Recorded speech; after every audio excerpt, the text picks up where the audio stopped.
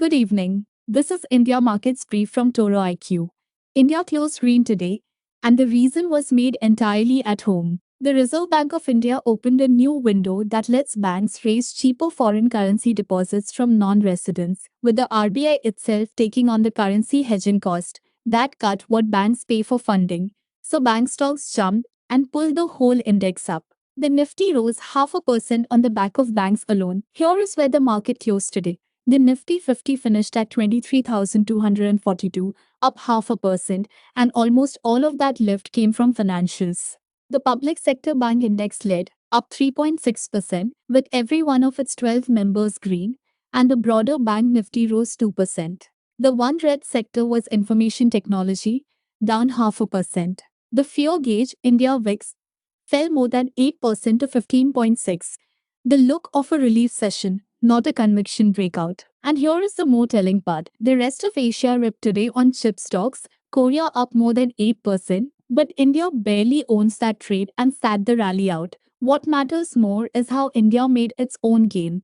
Foreign investors were still net sellers, pulling out 4,500 crore rupees, while domestic funds bought 6,000. And the rupee still weakened even though the dollar was soft. So the green was a homemade policy bid, and foreign money was still leaving. Now the macro frame. Today's deposit window sits on top of last week's bond tax ordinance, which scrapped the taxes foreign investors pay on Indian government bonds. Together, they pushed the 10-year yield to a 4-week low of 6.9%.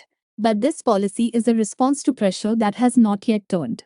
The monsoon is the standing food worry, forecast below normal at about 90% of average. Now the movers. The keenest winner was J&K India, up almost 16%.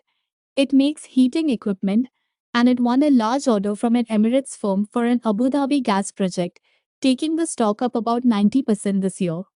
The second story was defense. Data patterns rose 10% and Paras defense almost 8, both at new highs, as 25 of 27 tracked defense names rose on strong order book outlooks.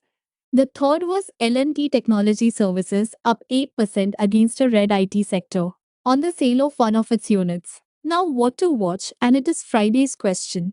India's May inflation figure lands, the first read after this policy package, and the food part is the one to watch given the weak monsoon. The same day brings the Reserve Bank's weekly reserves figure, the cleanest sign of how hard it is defending the rupee. And watch the rupee itself, because foreign money is still leaving. That's your brief. Before I sign off, this has been general market commentary, not investment advice.